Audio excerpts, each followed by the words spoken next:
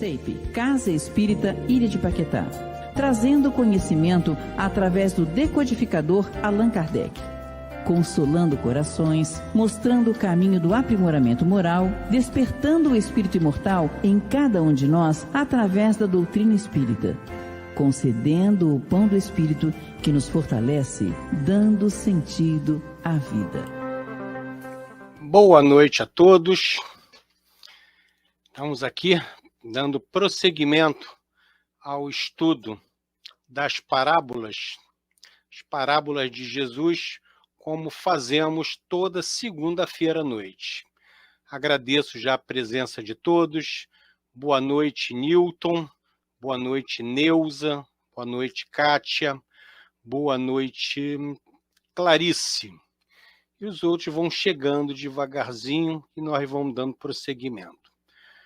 Vamos fazer uma prece rápida e passar a palavra para o nosso irmão Éder Andrade. Então vamos fechar nossos olhos, elevar nosso pensamento a Jesus, nosso mestre, modelo e guia. Amigos espirituais, benfeitor da nossa casa espírita Ilha de Paquetá, bem como o mentor espiritual de cada um presente nessa live. Que nós possamos desenvolver um trabalho tranquilo, que nosso irmão Éder traga para nós, nessa noite, todo fruto do seu estudo, que seja ministrado e que todos entendam da melhor maneira possível. Que Jesus fique conosco agora e sempre, que assim seja, graças a Deus. Só lembrando que é válido para hoje também o copo com água, tá? Mantenha um copo com água próximo de vocês, conforme o estudo for se concretizando e realizando, conforme a necessidade de cada um, a espiritualidade vai atendendo. Então, Éder, querido, é com você. Prezados amigos da CEIP, estamos aqui, mais uma vez, dando continuação ao estudo das parábolas de Jesus. E hoje nós vamos falar sobre a parábola dos servos bons e maus. Essa parábola, ela pode ser interpretada, como a grande maioria, de formas diferentes. Nós vamos fazer uma interpretação mais simples, até para ficar de melhor entendimento e compreensão para todos. Nessa parábola, um grande proprietário, um senhor de terras, ele delegou autoridade a determinados indivíduos. Vamos trazer isso para o nosso dia a dia, para o nosso entendimento, para que eles se tornassem responsáveis por toda essa terra, por essa propriedade, por esses bens, de maneira que eles pudessem zelar pela sua propriedade, pelos seus bens, pelas suas riquezas. E esses servos, no caso, que ficaram responsáveis pela propriedade, caberia a eles fazer a manutenção, cuidar da terra, cuidar das árvores, das vinhas, das videiras, oliveiras, cuidar dos animais, administrar, enquanto o senhor da terra ficasse ausente. Na parábola, num determinado momento, esse senhor envia seus representantes para que eles possam, junto a esses servos que foram escolhidos ou indicados para tomarem conta dessa grande propriedade, enviar uma parte dessa produção, ou darem conta do que estavam fazendo, na ausência desse senhor, desse proprietário maior. Porém, os servos que ficaram tomando conta da terra, eles se acharam donos da terra, donos das propriedades, a tal ponto de se esquecer que eles estavam ali provisoriamente, cuidando de tudo aquilo para o verdadeiro proprietário. E quando os enviados desse senhor chegavam, lembrando a eles da responsabilidade, eles se alteravam. Pegavam esses enviados, sacrificavam, matando, condenando à morte, ceifando a vida desses enviados. Chega um determinado tempo que o Senhor, o grande proprietário da terra e de tudo que existia nela, resolve enviar seu único filho, para que ele possa lembrar a todos os servos que eles estavam ali provisoriamente de passagem, que nada pertencia a eles e que eles deveriam cumprir com a sua obrigação. A quem muito é dado, muito será cobrado. Até porque muitos daqueles que receberam a incumbência de zelar pela terra, zelar pelas propriedades, possuíam consciência, possuíam entendimento, possuíam sabedoria. Não eram pessoas rudes, não eram pessoas comuns, não eram pessoas ignorantes. Eram homens de conhecimento, homens letrados, que tinham condições de poder serem grandes administradores. E toda vez que o enviado do dono da terra se apresentasse, eles deveriam reconhecê-lo e prestar contas do trabalho feito, como assim, da mesma forma que enviar junto com esse representante parte das riquezas, da propriedade, dos lucros, até porque nada lhes pertencia. Eles tinham apenas o direito do usufruto de tudo aquilo, para poderem evoluir, mas nada pertencia a eles. E quando o dono de tudo aquilo envia seu filho único, para que esse possa lembrar a todos dessa responsabilidade, aqueles servos que ficaram na terra e que se apoderaram dela como se fossem deles, têm a mesma atitude com o filho do proprietário que tiveram com os representantes, condenando ele à morte, porque se achavam os donos, se empossaram de algo que jamais os pertenceu. Essa seria a ideia da parábola. Falando assim, não é difícil da gente entender aonde o Cristo quis chegar com essa parábola, não é verdade?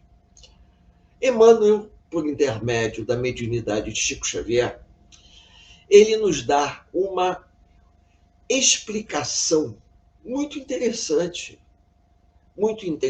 para todos nós. Emmanuel nos convida a fazer uma reflexão. Até que ponto nós, que estamos aqui, na grande propriedade do Senhor, estamos sabendo nos contextualizar de maneira a atuarmos em prol do bem. Nos contextualizarmos a ponto de saber até onde vai a nossa verdadeira responsabilidade na condição de encarnados, levando em conta que nada nos pertence. Nós temos a posse transitória ou temporária dos bens materiais, que não nos pertencem e que nós utilizamos para a nossa evolução pessoal. Porém, essa passagem, ela não é direcionada única e exclusivamente ao homem comum. Ela é direcionada aos grandes governantes dos países, das nações, dos reinos, da igreja, porque são indivíduos, foram servos, escolhidos a dedo para guiarem, orientarem, auxiliarem nações, auxiliarem a administração da própria igreja. E se nós pegarmos a história da humanidade, como, por exemplo, o livro A Caminho da Luz, que Emmanuel ditou para Chico Xavier psicografar, a gente observa que os homens, eles se esqueceram ou se afastaram dos valores espirituais, priorizando os valores materiais, colocando os valores materiais na frente dos valores espirituais. Provavelmente, se nós estivéssemos numa conversa, numa mesa redonda, alguém poderia até perguntar, mas e aquelas pessoas que nunca tiveram acesso ao conhecimento? Nós trazemos gravada na nossa consciência o nosso compromisso reencarnatório. Às vezes, demora um pouquinho a desabrochar. Eu acredito, pelo que a gente lê e estuda, que a espiritualidade, ela até dá um desconto, levando em consideração o local que o indivíduo encarna e as condições, para que num determinado momento dessa caminhada evolutiva, o indivíduo possa acordar, se despertar para a sua responsabilidade enquanto espírito imortal. Em outras palavras, eu reencarnei com que propósito? Com o propósito de evoluir e tentar colaborar na evolução de todas as pessoas que me cercam. E não me apoderar das coisas como se eu fosse eterno e as coisas, elas, a posse dos bens materiais, ela fosse uma coisa inalienável. E não é. A única coisa inalienável que nós temos são os valores morais da alma. O resto, as traças vão roer e os ladrões vão roubar. E nós temos que ter essa consciência. É lógico que a gente deve saber dar o devido valor às coisas que nós possuímos. Mas nós temos um compromisso, uma responsabilidade. É um processo de reeducação. Eu estou falando de um homem comum, um cidadão comum, um indivíduo comum que frequenta a casa espírita, um indivíduo mediano que, de repente, ele tem um conhecimento básico. Há momentos que ele tem dúvida. Até que ponto ele deve ajudar? Até que ponto ele pode colaborar? Mas quando a pessoa está mais enfronhada no processo, ela tem que ser menos resistente ao processo de mudança.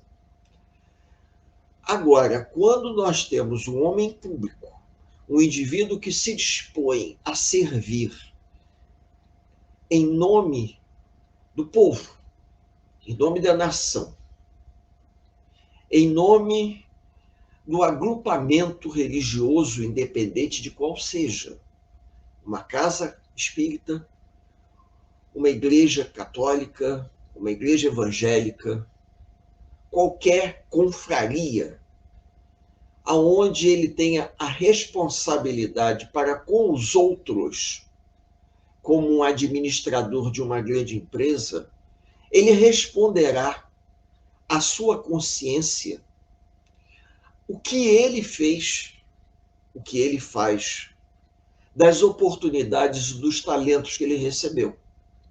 Talentos no sentido de habilidades, mas talentos também no sentido de dinheiro.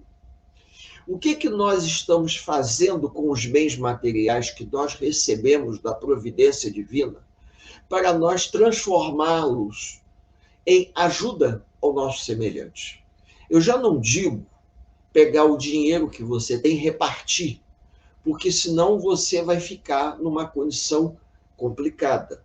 Mas você pode perfeitamente, levando em conta o que você ganha, parar e pensar: eu tenho condições de ajudar? Eu tenho condições de colaborar com uma obra social? Escolha uma obra social de uma casa espírita.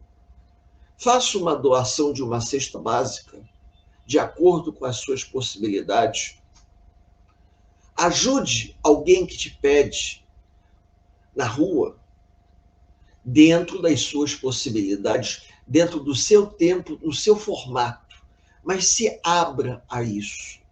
Por quê? Porque um dia nós poderemos ter que dar conta, e eu acredito que isso vai acontecer, por conta de todas essas transformações que nós estamos vivendo, que nós teremos que dar conta à nossa consciência e os benfeitores espirituais de todas as oportunidades que nós temos e teremos para servir ao semelhante, no sentido de ajudar o outro a se melhorar e também de nos ajudarmos. Porque a vida é um exercício constante de desprendimento, um exercício constante de transformação. Se eu não conseguir compreender isso, eu vou amealhar uma grande quantidade de coisas que nunca usarei para ajudar ninguém, e amanhã, numa futura reencarnação, eu posso retornar em condição deplorável, para aprender com a posse, não mais com a posse dos bens, mas com a pobreza. Porque quando nós nos encontramos numa situação mediana de equilíbrio, sugere que alguma coisa nós já aprendemos. Ou a espiritualidade está nos dando a oportunidade, ou nós aprendemos alguma coisa e está na hora de já colocar em prática. E o que vai acontecer? A gente vai tentar fazer o que está ao nosso alcance. Mas a gente tem que ter essa consciência. Porque o bom servo, porque nós falamos aqui da parábola dos maus e bons servos. O bom servo é aquele que cumpre com as suas obrigações. O bom servo é aquele que tem a consciência plena do que deve fazer. Às vezes, por ignorância, por falta de informação, nós podemos deixar de fazer algumas coisas. Mas algumas dessas informações, elas vêm registradas na nossa consciência. E aí, ninguém precisa nos ensinar que nós devemos ser altruístas e não egoístas. Que nós devemos aprender a compartilhar e não a sonegar. Quando nós começamos a conversar, isso fica evidente. Que o bom servo é aquele que tem a consciência plena. Eu podia até ter feito mais, mas não tive condições. Eu fiz o que estava ao meu alcance. E pelo fato de eu estar ao meu alcance, eu sou obrigado a reconhecer que Deus, nosso Pai, me ofereceu a oportunidade de ser útil. Eu fiz, podia ter feito mais, mas eu fiz alguma coisa. Já o mau servo seria aquele que ele não tem preocupação nenhuma, é egoísta, só pensa nele, e ele vai se apropriar indevidamente das coisas que não lhe pertencem, e as coisas que ele acaba adquirindo, ele até as guarda e as deixa estragar, mas ele não compartilha com ninguém. Quando nós vamos dar alguns exemplos para os amigos terem a devida dimensão, já tivemos oportunidade de colaborar com o Bazar da Casa Espírita. No Bazar da Casa Espírita aparecem as coisas mais possíveis e imagináveis. É ali que a gente tem um verdadeiro exemplo do desprendimento ou não das pessoas. Pessoas que dão objetos praticamente novos, que elas adquiriram, não usaram e acharam por bem doar. E já tem pessoas que doam coisas imprestáveis. Parece que ele não quis jogar no lixo e doou para o bazar. Por que eu estou dando esse exemplo? Embora eu não seja melhor do que ninguém. Porque eu vi naquilo ali que existem pessoas que adquirem bens através do seu esforço pessoal. Chegam à conclusão que não vão usar, que por acaso compraram de uma maneira assim, no ímpeto. Já tem aquelas pessoas que têm um apego tão grande que só dão quando a coisa se destrói. Ou até nem dá, deixa destruir. E um dia descobre que aquilo que havia guardado dentro do armário, o tempo destruiu. A ponto de não servir nem para ela, nem mais para ninguém. Então, da mesma forma que eu estou dando esse exemplo do bazar, eu estou dando exemplo também de coisas do nosso dia a dia, da atenção que a gente dispõe às pessoas que precisam. Há momentos que as pessoas pedem e você não tem condições de ajudar. Você faz o que está a seu alcance, mas você tem essa consciência. O indivíduo me pede, numa escala de 1 a 10, eu posso ajudar 8. Eu resolvo ajudar 4, porque eu quero guardar 4 para ajudar outra pessoa. Tem gente que não doa nenhum dos 8 que possui. Isso me faz lembrar do investimento dos talentos. Tem aqueles que enterram, tem aqueles que gastam tudo, e tem aqueles que sabem investir. Eu disse já em outro estudo que nós fizemos que as parábolas, elas são transversais. O que quer dizer isso? As parábolas se cruzam uma com as outras. Quando Cristo falava de uma coisa, ele estava falando de outra ao mesmo tempo. O que quer dizer isso? Quer dizer que o conhecimento ele é transversal. Um ponto se encontra com outro. De maneira que quando nós estamos estudando uma parábola, a gente se lembra de outra. Porque esses assuntos se esbarram. Então a gente precisa repensar se eu reencarnei. Me foi dada a oportunidade pelo Senhor da vida a assumir em uma frente de trabalho uma atividade na qual eu poderei sobreviver, mas eu terei que dar conta a esse Senhor um dia, quando ele enviar seus representantes.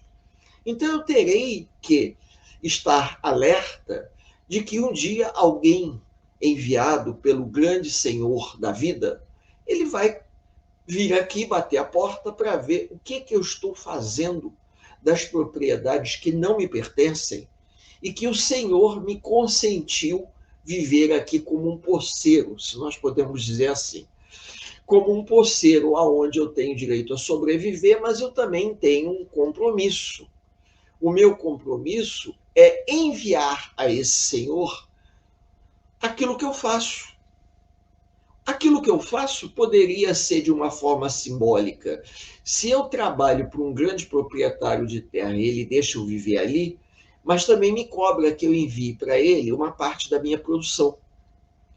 Nesse caso, o que seria? É quase como quem diz, o que você está fazendo das oportunidades que você recebeu? Aqui eu não envio para o grande Senhor da vida uma parte da minha produção, em forma de laranja, de banana, de mamão, não. Mas eu tenho que dar conta à minha consciência de que alguma coisa eu estou fazendo para beneficiar alguém em algum lugar. Que alguma coisa eu estou fazendo para ajudar a uma pessoa. Que alguma coisa eu estou fazendo para colaborar com a sobrevivência. Eu não tenho condições de mensalmente dar 20 cestas básicas, mas eu posso dar uma ou duas. Eu não tenho condições de ouvir o sofrimento de centenas de pessoas, como Chico Xavier ouvia na fila dos assistidos lá em Pedro Leopoldo, em Uberaba.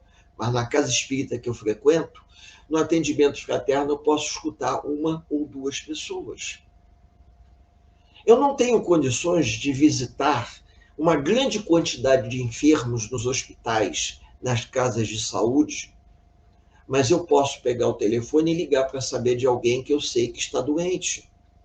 Alguma coisa eu posso fazer para que, quando o enviado do Senhor vier até aqui, bater a minha porta, para saber o que eu estou fazendo com toda as oportunidades que me foram oferecidas para eu sobreviver nessa vinha, o que eu estou fazendo? Eu estou de braços cruzados? Eu estou encostado nela, achando que eu sou o dono, que eu estou aqui a passeio, que eu estou comendo, bebendo, usufruindo, e nem migalhas eu dou para aqueles que mais necessitam e que passam a minha porta? Pela minha inferioridade do senso moral, eu posso até, às vezes, duvidar daqueles que estendem a mão me pedindo ajuda. Mas isso é meu.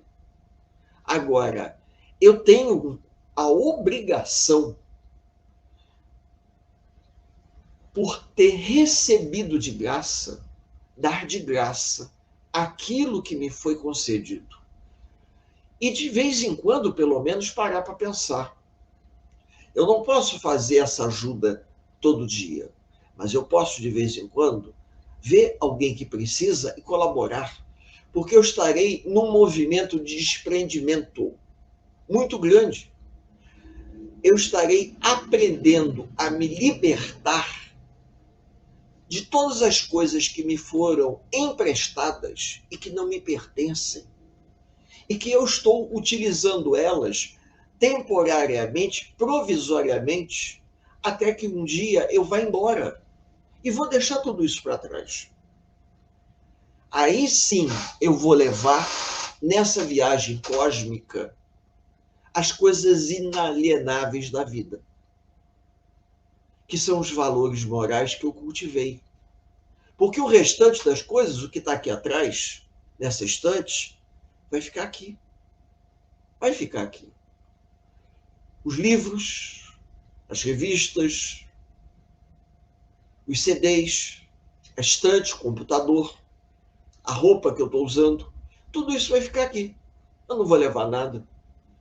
Então, se eu não tiver consciência de que eu terei que um dia prestar contas ao grande Senhor do que eu estou fazendo na sua vinha, já que ele me concedeu a oportunidade de me tornar um poceiro aqui para sobreviver, mas em troca apresentar a ele alguma coisa do que eu estou fazendo, não só por mim, mas pelos outros, então está na hora da gente fazer.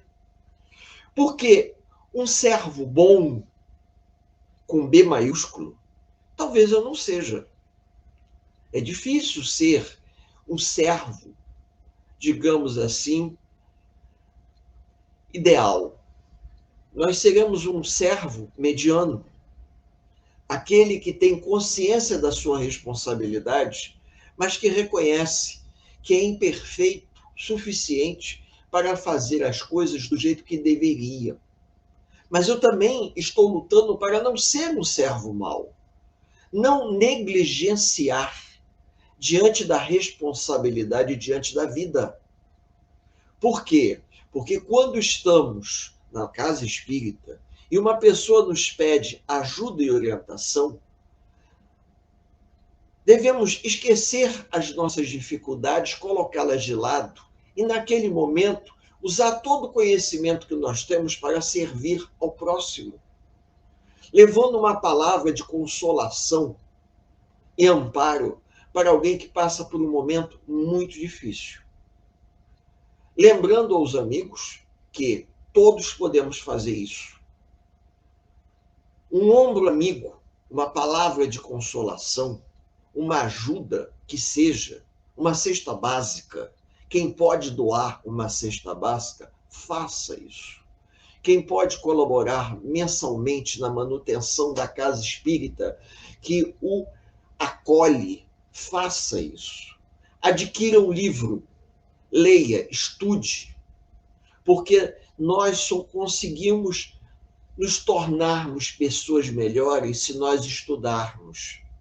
De repente, nós fomos servos ruins por ignorância, mesmo trazendo na nossa consciência o nosso compromisso reencarnatório. O estudo ajudou a que esse conhecimento trazido no âmago do nosso ser desabrochasse. E a gente aí passa a se dar conta do porquê reencarnamos. Qual o objetivo de nós termos reencarnado? Trabalhar em prol do bem. Não é simplesmente meter a mão no bolso e tirar um dinheiro para ajudar alguém que estende a mão na rua, para você não se sentir constrangido com aquela pessoa que pede. Não é só isso. Você tem que entender que todos nós estamos caminhando num processo evolutivo. Algumas pessoas nos pedem porque se encontram em condições mais difíceis.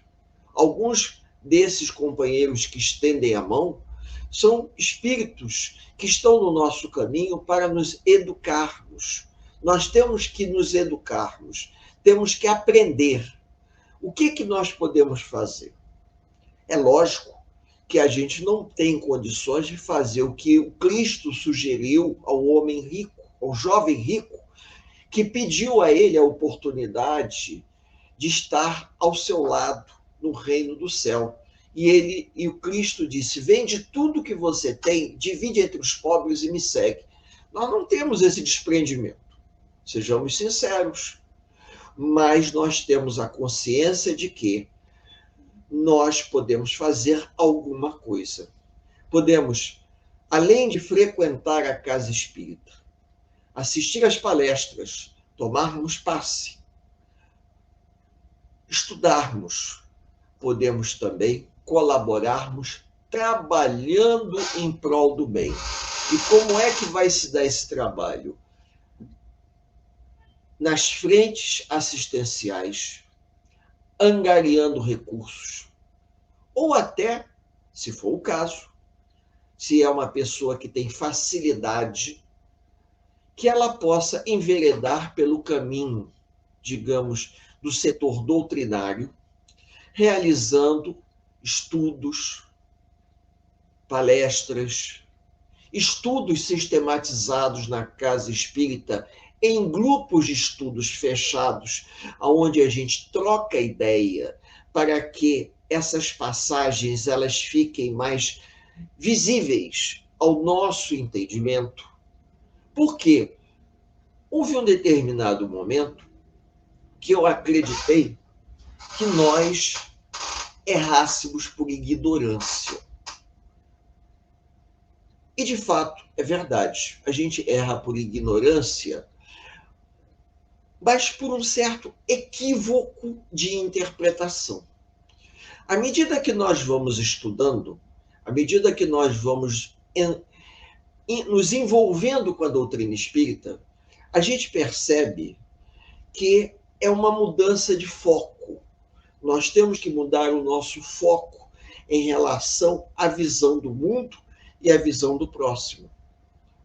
Porque eu sou um cidadão comum, o companheiro que trabalha junto conosco aqui nos bastidores também é um cidadão comum do mundo, mas nós poderíamos ser personagens ligados à política, à economia, sermos administradores de uma grande empresa e termos a responsabilidade para com as pessoas. E termos sempre que pensar no coletivo, porque estamos à frente de uma empresa. Mas acontece que, mesmo não sendo isso, a gente tem que aprender a pensar no coletivo.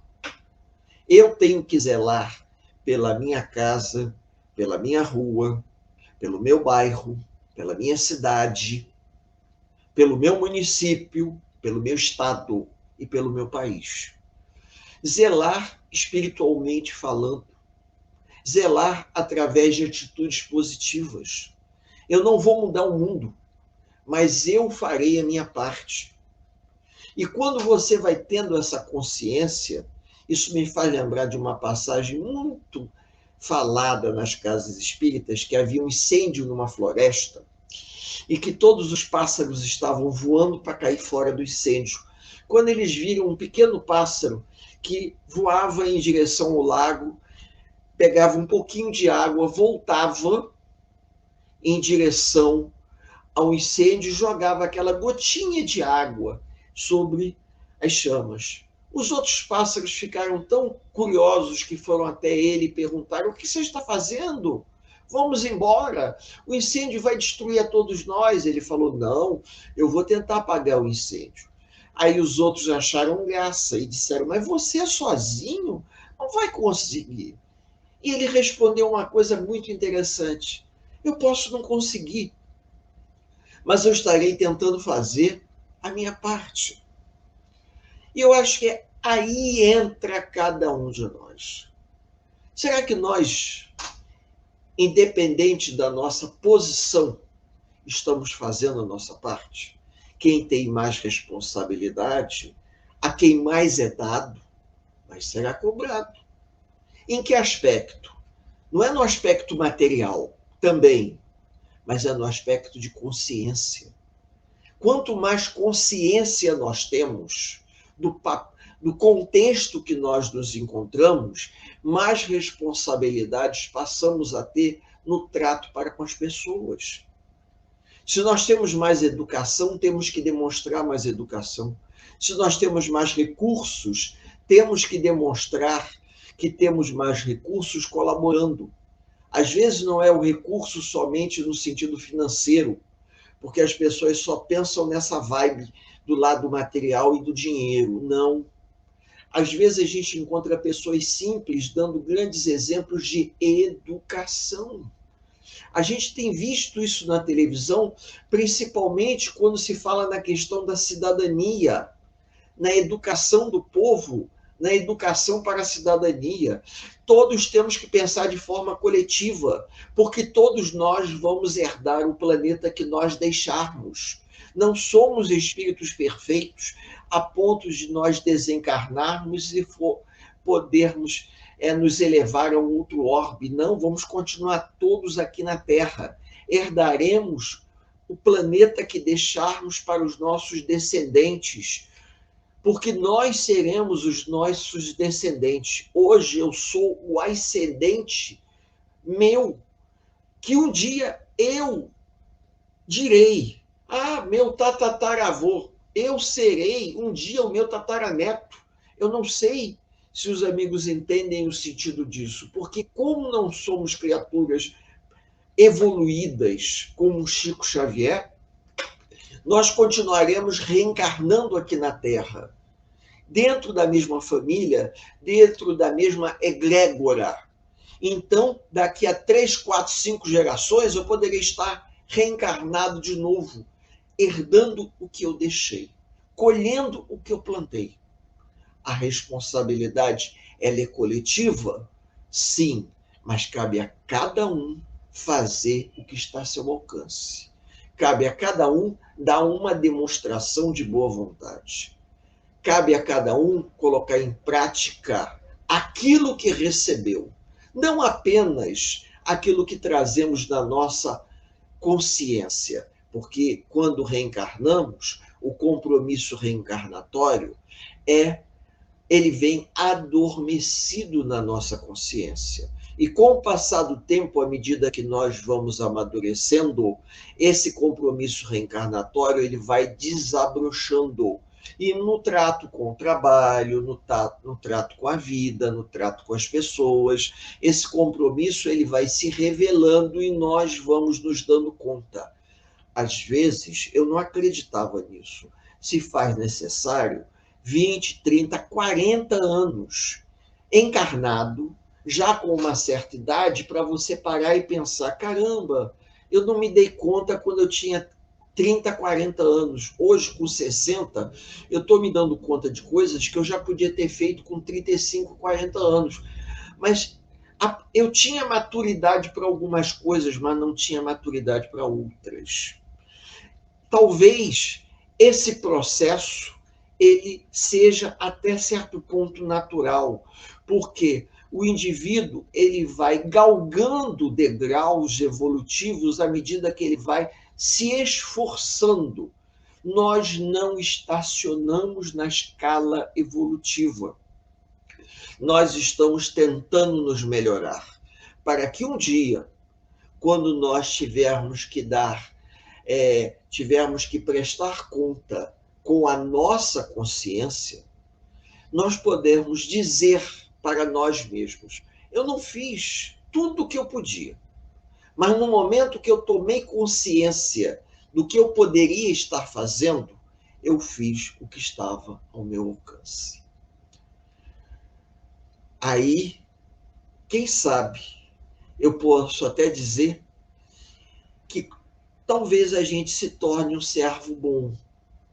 Não com B maiúsculo, só Chico Xavier, mas um servo que tomou consciência da sua responsabilidade enquanto estava a caminho da luz e conseguiu sair da sua zona de conforto, arregaçando as mangas para poder servir, dando sentido, o verdadeiro sentido à sua reencarnação, ressignificando a sua vida de maneira a terminar a encarnação de uma forma completamente diferente do que essa encarnação nós começamos. Essa seria a mensagem que nós deixamos para os amigos, no sentido que entendemos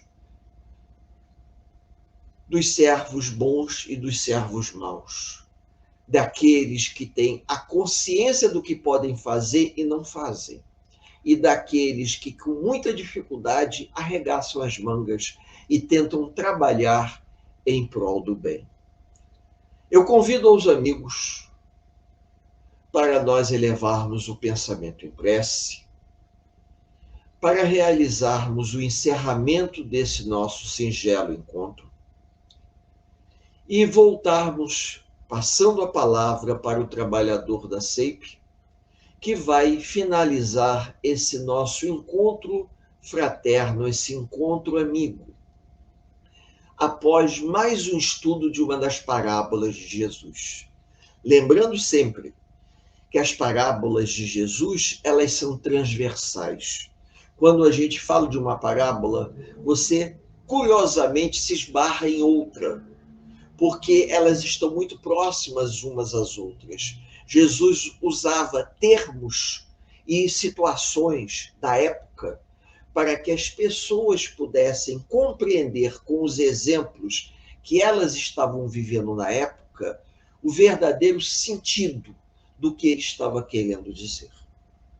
Então, elevemos o nosso pensamento em prece a Deus nosso Pai, dizendo: Senhor de infinita bondade e misericórdia, obrigado pela chance de estarmos aqui em prece, trocando ideias com os amigos, para todos nós nos beneficiarmos. Reconhecemos as nossas limitações físicas e mentais.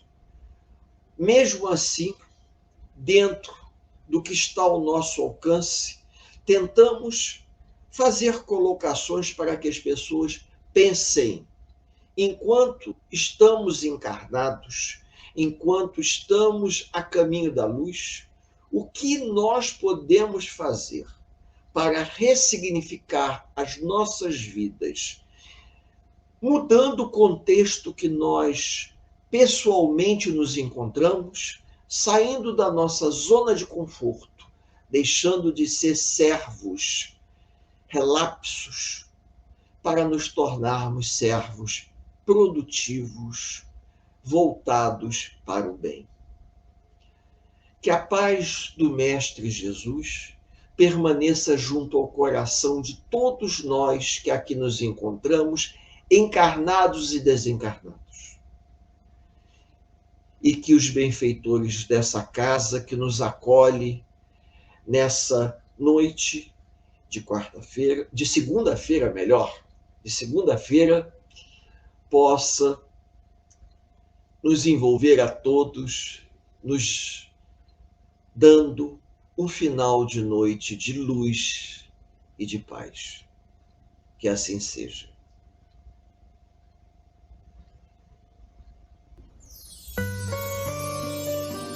A Casa Espírita Ilha de Paquetá, CEIP, agradece a presença de todos. Deseja que tenhamos uma excelente noite de sono reparador, com descanso do corpo físico.